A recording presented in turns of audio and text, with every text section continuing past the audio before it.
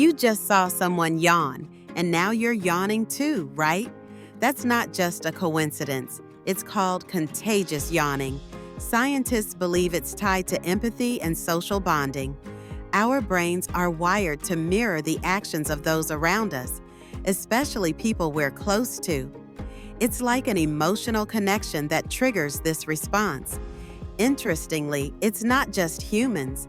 Dogs can catch yawns from their favorite humans too.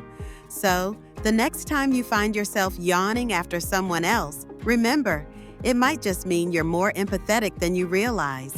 It's a fascinating reminder of how connected we really are.